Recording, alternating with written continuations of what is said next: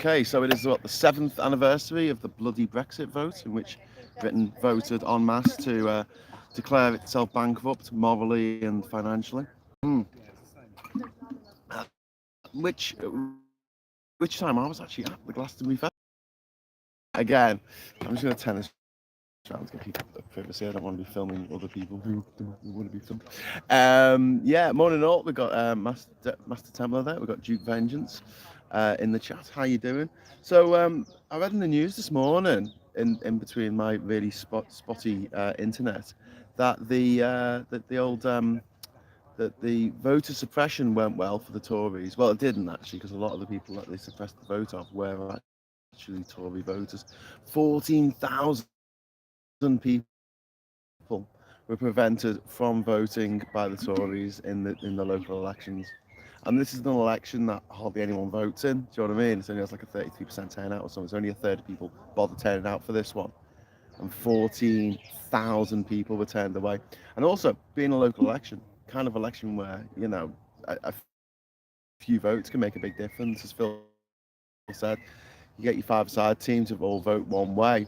They can sway the result of that election. I mean, the Tories still lost well over 1,000 seats, but yeah, the fact that they have done this voter suppression is disgraceful.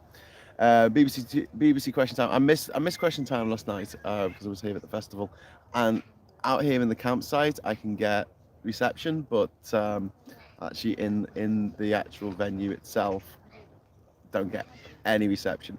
But I did go on stage yesterday. I performed at Glastonbury. I've got my Shangri-La bands on and everything. I can use the Shangri-La shower apparently if I want to. It's literally on the other side of the site from where we are. So I'm not really up for that at the moment. But yeah, very spotty internet. Yeah, I apologise. It's not. It's all gift gafts. Gift gafts fault, and probably also my fault for not getting a better provider. Good morning. That's from One Angry Pagan. How you doing? So pagan, I'm here at Glastonbury. Yeah, yeah. We did some pagan things last night. Yeah, it was good. It was good. They got a car henge here. It's made of cars. It's pretty cool. Anyway, so we were on stage yesterday from 3 till 5 on the Nomad stage with Danny Effing Price and Supertansky and A Thompson and some representatives of Just Stop Oil, which was cool. Made the point about Just Stop Oil stopping the ambulance from getting to my friend who was suffering from hypothermia last December.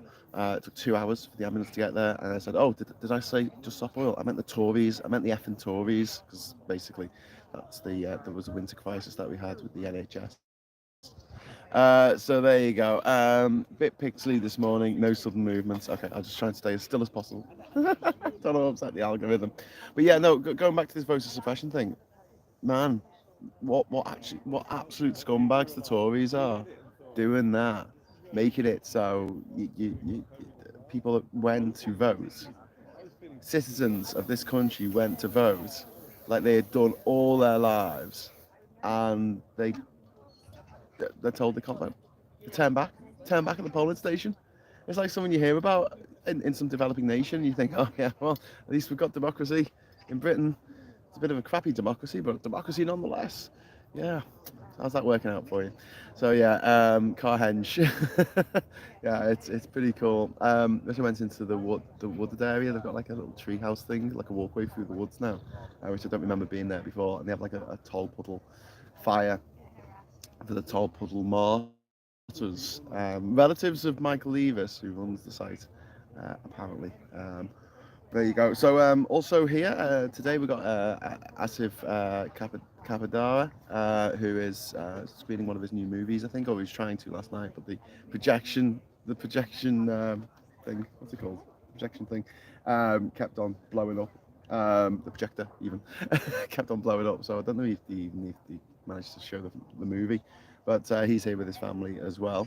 Only 43 years to go. Thanks, Mog. Yeah, we've got 50 years before we see any benefits of Brexit, according to Jacob Rees-Mogg, the smartest man in the world of idiots. Will be more than 14,000 in the general election, as generally a lot fewer people vote in locals. Yeah, Nick and Dick, exactly. Plus, the Tories are actually adding on more voter suppression on top of the voter suppression they've already done. They want to add to the voting bill to make it even more difficult for people to vote.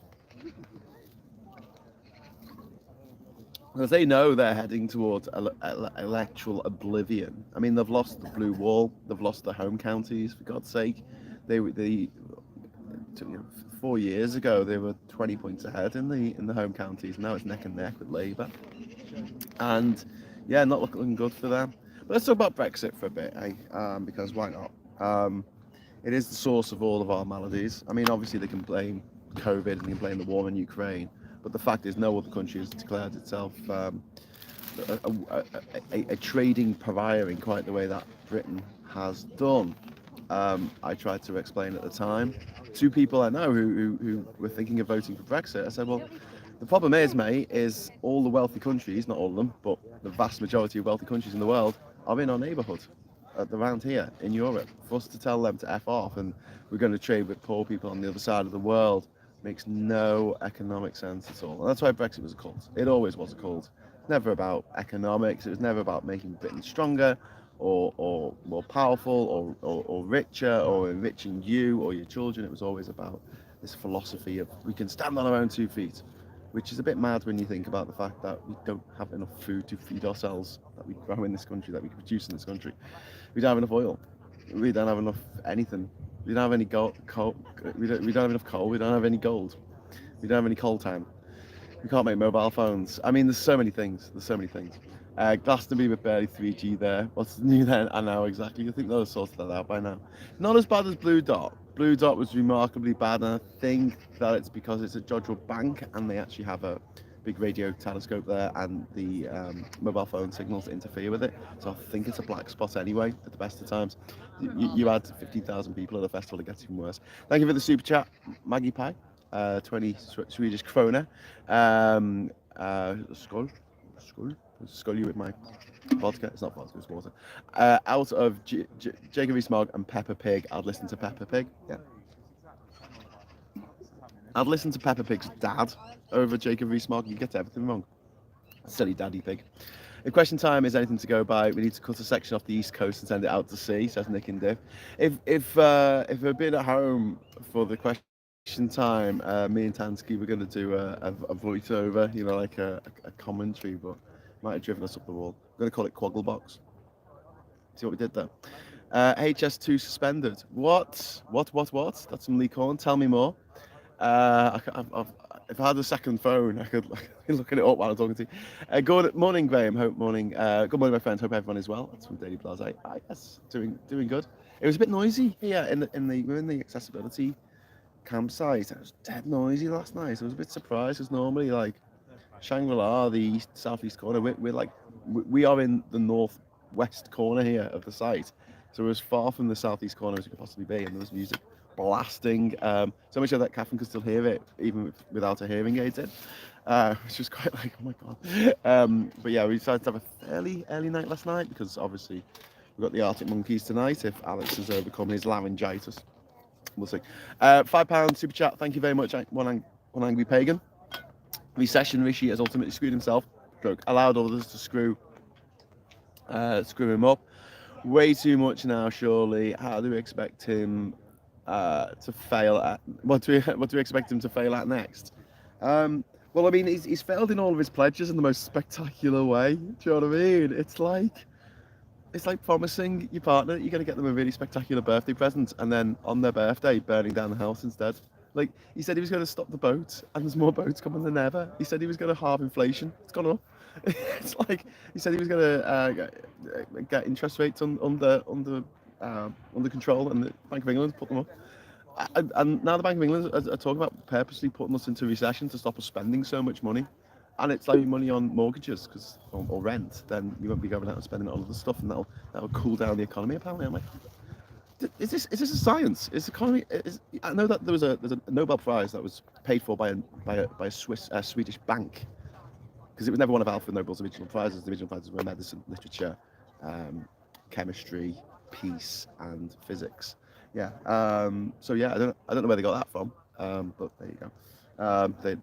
They invented the thing, the prize for economics, which I don't think should exist. Kat is there in the background. She's tying a bin bag to the tent.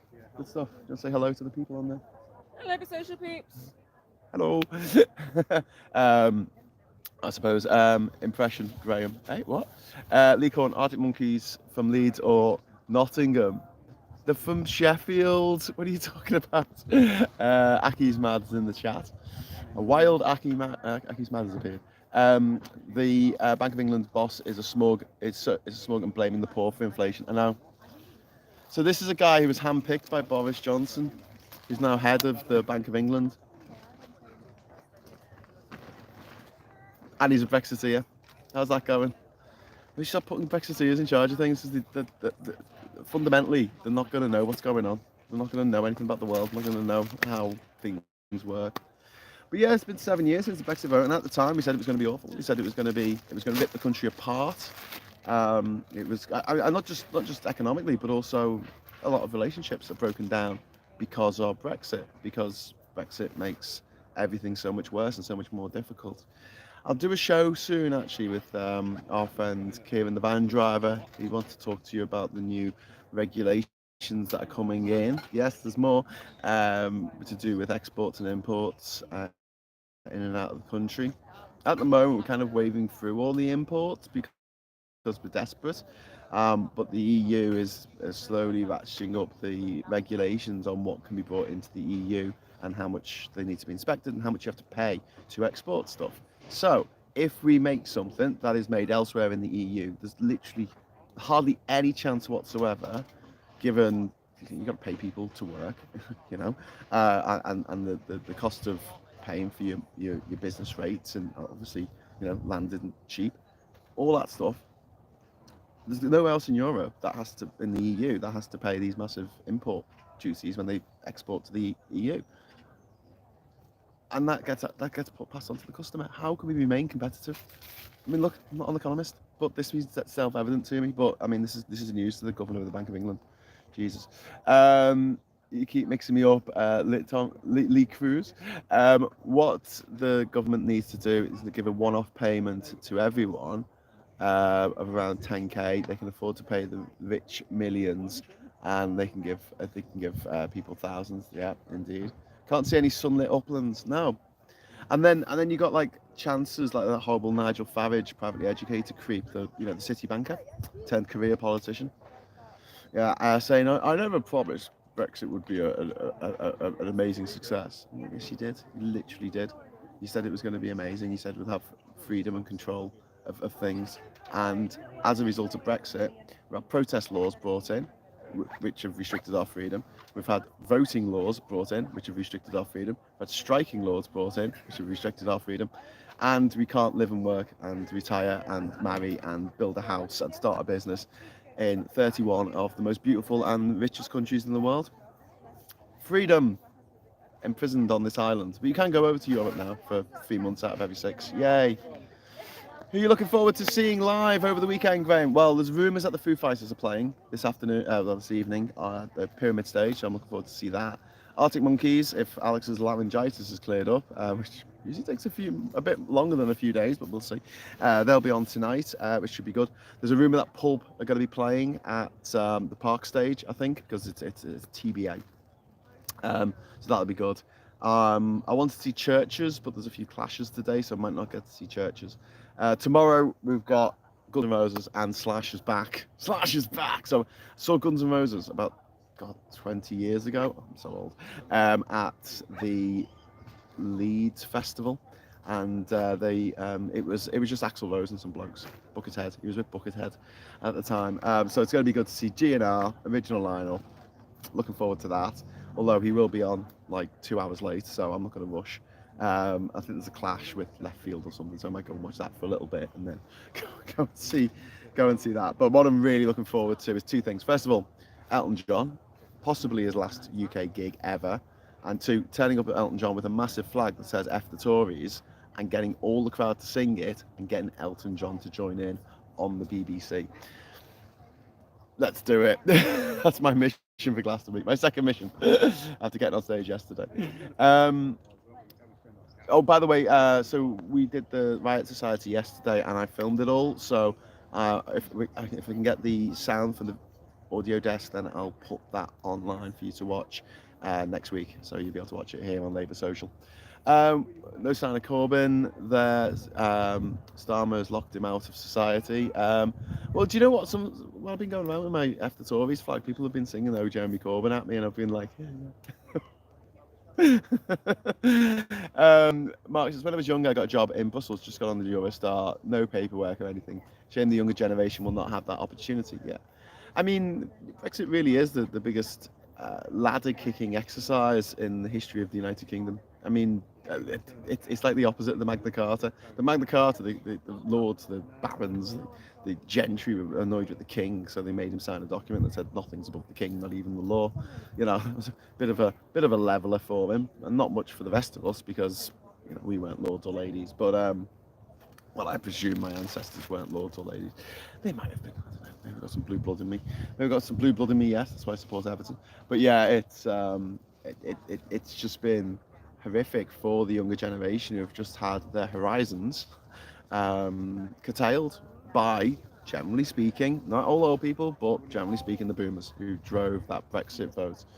Really did. One angry pagan says, "What will it take for British society to really wake up?" Thank you for the £5 super chat.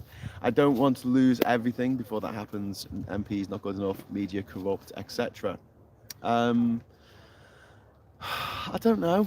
I don't know because you got that boiling frog analogy, haven't you? Where they talk about, if things progressively get worse, then nobody notices.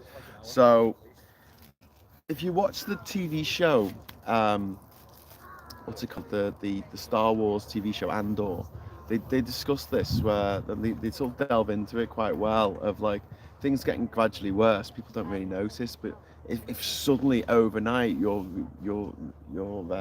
rights and your freedoms and your liberty and your money cash flow is severely restricted, you're going to notice that, and people might do something about it. But I don't know. I'm amazed that there isn't more backlash against what the Tories are doing. I remember the poll tax riots in 1990. They were rioting in Kent, for God's sake, about having to pay a fraction of what we're having to pay just for our energy bills now. Makes you think, doesn't it?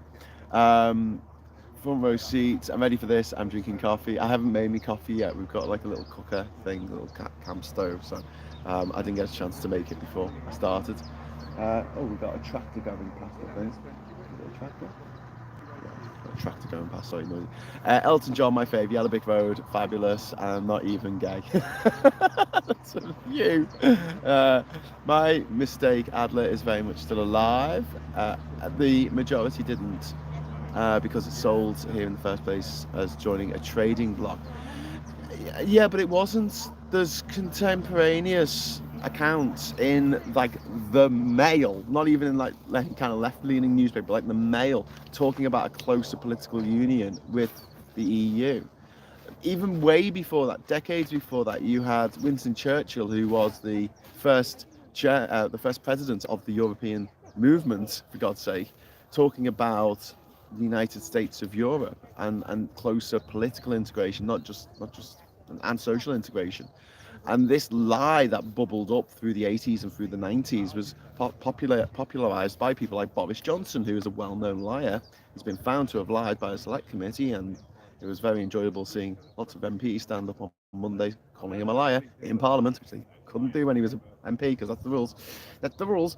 They can call you a liar, by the way, with parliamentary privilege, so that you can't sue them for calling you a liar, but they couldn't call a fellow member of Parliament or someone in the House of Lords, I think, a liar, or the Queen, or the King, whatever.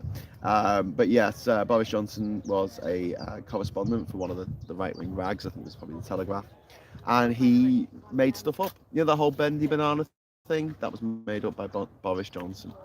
And it's simple. I mean, there's three categories or whatever of bananas. You have the ones that go on sale in the supermarket, and then you have the ones that are a bit manky, and they go into a factory to make banana flavoured biscuits because no one cares about the shape. And you have classifications for them. That's it. It's not about how bendy. I mean, if they're completely like a U shape, they're class C or whatever, off to the factory to go make some banana biscuits. So yeah, the people in this country are thick. Watched Question Time last night. Really shocked by the Labour MPs' responses. It looks like they drank the Kool-Aid. They're trying not to upset the chickens in the chicken coop. That's all they're doing at the moment because The only weapon that the Tories have got left is, uh, well, we're not Labour. Things that'll happen in Labour getting into power. If you watch PMQs this week, all that was all Rishi Sunak said. So he was attacked about mortgages. He was attacked about Boris Johnson being a liar. He was attacked about the cost of living going up again, the cost of everything going up, and his response was like, "Yeah, but it'd be worse under Labour," which is hypothetical. He doesn't know, but that's all he's got left. It's like someone's committed a crime, and they've said, yeah, but if it was someone else committing the crime, it would have been much worse. Okay.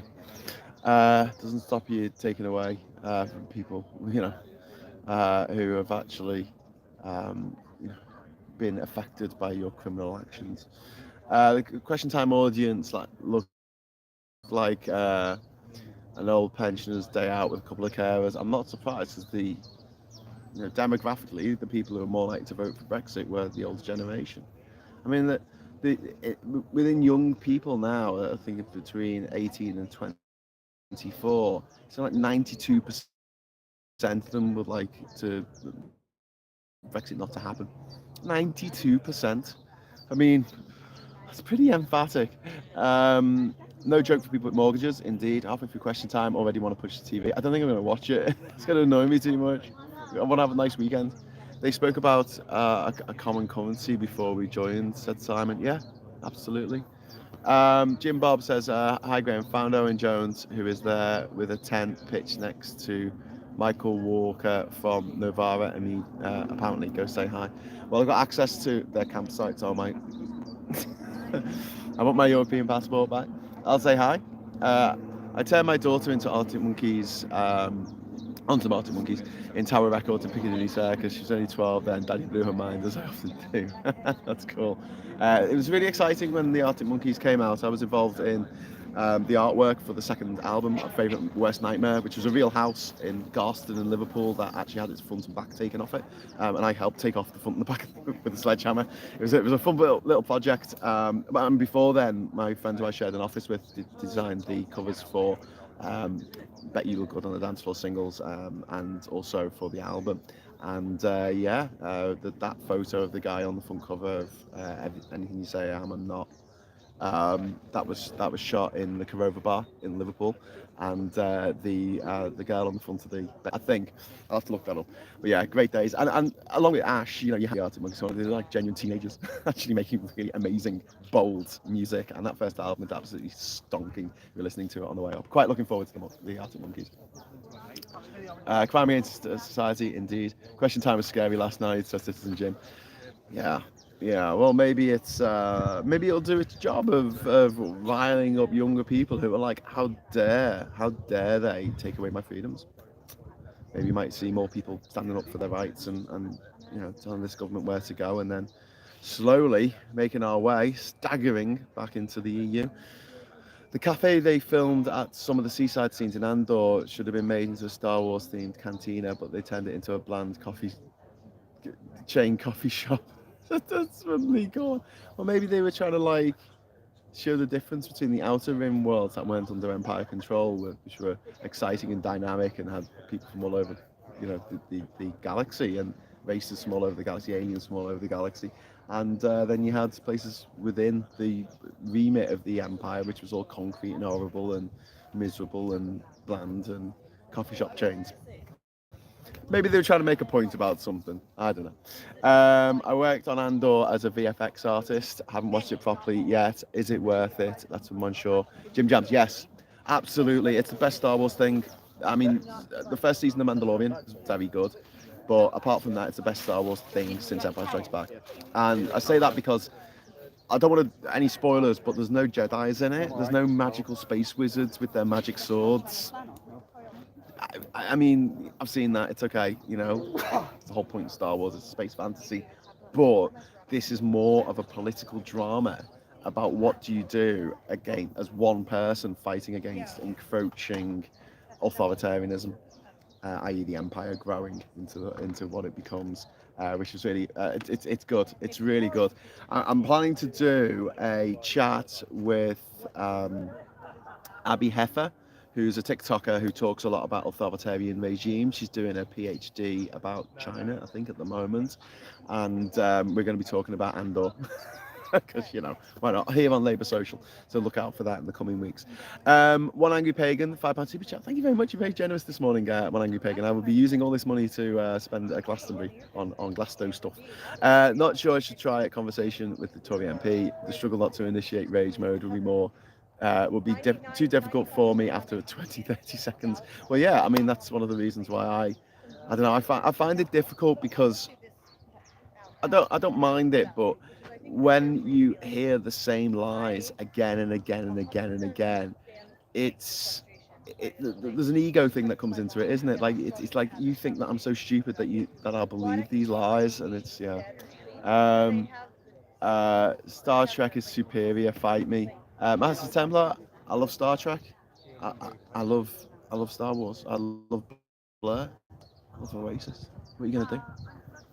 Yeah, yeah, yeah. I like Marmite and Vegemite. It's not a zero sum game. Make it stop. I can't understand the BBC structuring such a show as Brexit Question Time. The producers have less ideas from Sunak. I take your challenge. Star Trek is especially latest episode of Strange New Worlds. I voted to get into the EU. We were taught in school about our benefits of being a member with the sick man of Europe before being a member, and now with the sick man again. Yep, 2 hour wait for your ambulances. How do you feel about that? Old Star Trek is a bit. And we're not getting into. Okay, Babylon 5 has entered the chat, and the Orville. We're not getting into pop culture. We're supposed to be talking politics. We've only got 4 minutes left. We've got to get on and have some breakfast. But yeah, so the government, the big news of today, I guess, obviously it's the Brexit anniversary. But the big news is that the government suppressed 14,000 people from voting, and a lot of them were their own supporters. And Jacob Rees-Mogg actually admitted to doing this. He admitted to gerrymandering, and the House has done nothing about it. And that is, again, we're seeing time and time again, one rule for them and one rule for the rest of us. And then when on those chance occasions that someone's actually brought to book for their crimes, like Boris Johnson or Trump being indicted federally, they spit the dummy out the pram. Oh, it's corrupt. But bad news, everyone, with the Trump bloody trial. The woman who's going to be looking after it is Justice Eileen Cannon, who was a Trump appointee. So hang on. So you're going to be presiding over a trial, right, of someone who gave you your job. Yeah. Someone who you are indebted to for life, and you're going to be in charge of the trial. Yeah. That makes sense. I prefer Witches. I have a blast of glass though. Last time I was there, 95. God, that was a good year. I wasn't here in 95. I had to watch it on Channel 4. Used to be on Channel 4. Didn't used to be on the BBC. And it was the year that the Stone Roses were supposed to be playing, and they dropped out because they were a bit flaky back then. And instead, we had Pulp playing a few weeks after Common People came out, and they were just absolutely massive, blew everyone away. And Common People became the archetypal song of the 1990s. It typified the 1990s in a beautiful way, I feel. And the same way that maybe like Frankie Goes to Hollywood, Relax typified the 80s, and then arguably maybe ABBA or the Sex Pistols, you could argue typified 70s. We don't really have that now. I mean, the last sort of decade, the lost decade between 2010 and 2020, there wasn't as much of a movement. There was grime coming out of London, which is great, but apart from that, there wasn't a movement. There was a few bands that I like. Wolf Alice is fantastic. I like Churches, who we mentioned earlier, playing here. But slim pickings, my friends. But there's lots of reasons for that. And Brexit is one of them, actually. Scared Brexit would lead to World War III. EU's about peace. Yeah.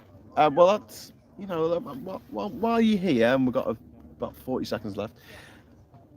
When I had a chat, thanks for the super chat, by the way, Maggie Pag. I was interviewed when I was leading the Brexit rebellion, badly. I was interviewed by Le Monde newspaper in France, and the reporter came to Liverpool, and we sat down in Liverpool Central Library, and we had a chat about Brexit and everything. And he wanted to know what the EU meant to me. And I said, well, to a lot of people, the EU is just about trade. That's all they, British people, that they just think it's about trade. But when I think of the EU, because I've done so much travelling and been so many places, and the world's most travelled scouser, in the Guinness Book of Records for where I've been, I just look at it and go, freedom. It meant freedom to me. It meant freedom to, up sticks and go and live in all these other countries. There's only 200 countries in the world, arguably. 200. And you get to live in 31 other ones without having to ask anyone's permission or pay anything. That's amazing. That was taken away from us. And he said, it's interesting that you say freedom and you think that other people would say trade. Because if you ask someone from France, they would usually say peace. And I thought, that's absolutely spot on. That is 100% spot on. Because they went through it. It was France, amongst other countries, that was invaded by the Nazis and by the Germans in World War One as well. Where the blood of the soldiers were in the French soil. It wasn't on British soil. I mean, we got bombed and everything, but it was not the same. And yeah, it's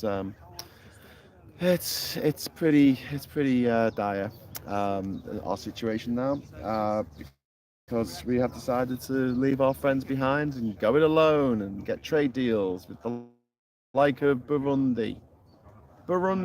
Yeah, not Burundi. Yeah, we've got a trade deal with Burundi. I think so. And we got a trade deal with Brunei. Yeah, we got a trade deal with them through the TP plan. Yeah, apparently. So Brunei's a dry country. I don't know how much scotch we're going to sell them, but I studied in Stockholm, lived in Copenhagen, all impossible now since Brexit, says Gary Arnold. Yeah, exactly. Not that I wasn't sick of it before. And Jim Jams is getting congratulations. I don't know what Jim Jams has written to get congratulations, but congratulations for whatever that was. I'm trying to look at it on the screen. Legal Eagle pointed out that Trump judge was one of 6 in the district, but the other 5 had timetable issues. If she recuses herself, it has to move district. She should not be the judge in the case. It's a job for life. Trump gave her that job, like he appointed her. So no, that is a clear and obvious conflict of interest. You can't be impartial. Imagine you're going to go on jury trial, right? And the person who gave you the cushiest job you've ever got in your life, and a lot of wealth, and basically effectively paid for your big mansion that you live in, was the defendant, and you were on the jury. You'd have to declare that. You'd say, yeah, that person. Yeah, I kind of owe them my life, not my life. I mean, I wasn't going to die or anything, but my my way of life, my lifestyle, I appropriate, given to this guy. One angry pagan there saying closer alignment to the social democratic Nords. Yeah, I'd like to see that as well. Which we had in the EU. We were a bit of a voting bloc with the other Nordic countries, or the northern countries, like Sweden and Denmark, Finland. Yeah, we represented that kind of way forward for the EU, but there was a lot of times that we were actually a pain in the arse and we were actually holding things up for the EU. And that's why it really wound me up when people like Farage said, oh, they can't even negotiate a deal with India. And I'm like, yeah, one of the things that was holding up our deal with India through the EU was Britain, because of Scotch, because they were putting like 110% bloody duty on Scotch whiskey, because it's a fairly dry country, India, surprisingly. I'd say alcohol averse. It's not really dry, but different states have different rules. Yeah, and we didn't want people from India coming over here. So we blocked a lot of the trade talks and said, no, we don't want that. And India went, well, I can't be asked with this. So there's more of a chance now of India and the EU striking a pretty good trade deal for the EU, now that Britain's not part of it anymore. Yeah, so there you go. Enjoy your midsummer, Graham. Have fun. Thank you very much, One Angry Pagan. So yeah, it's absolutely beautiful here on the site, Glastonbury. You can hear the sound starting now, so we're going to be heading out soon after breakfast. But yeah, it feels weird. Like this is my 15th Glastonbury, a few of them. But I was here when the Brexit vote came through. I was walking back from Block 9, where my phone, because I get a crap phone signal here, my phone pinged, and it was the BBC website. I remember I was staying with my friend Sarah in her camper van, and I got back and I was like, oh my god! And apparently I like downed a bottle of scotch and got very, very angry and upset. basically cried myself to sleep. Sexy. So, but you know, what do you expect? I feel like we now live in a necrocracy. You know, like we're being ruled over by the will of the dead. A lot of people who voted for Brexit aren't with us anymore, one way or another. And COVID helped with that. Off to Sterling tomorrow for or the March for Independence. Oh, okay, cool. That's for Mackie's mad up in Scotland. So yeah, good luck with that. You know, I support that because I think Scotland was dragged out the EU against its will. I think that's wrong. Anyway, so better get going. Oh, by the way, they all died on that sub. I kind of thought they would have done because you know they got into a sub that was controlled by a Logitech controller. Bit of life advice: don't do that. Yeah. Okay. On that note, I'll say thank you for watching. Thank you for all the super chats, and I will see you. I might do a couple of these over the weekend. Maybe tomorrow morning if I'm up early enough. And Gary Arnold, welcome to number one. I don't know what that means. Welcome to level one membership. Thank you. But yeah. So if I do manage to get signal, I'll try and do something. But on the site, there's nothing but out here where we're camping. I get a bit of signal, so we can actually have a chat. And Duke says, yeah, it looks like the sub imploded. Yeah, because it'd been going up and down, and obviously it probably got some hairline cracks in it or something. Look, I'm not a sub engineer. Everyone does this. They go, oh, there's a thing in the news. I'm an expert about this. I try and think in terms of common sense. And there is not enough Africa for me to get into that thing ever, or something like that. Anyway, right, so take care. I will speak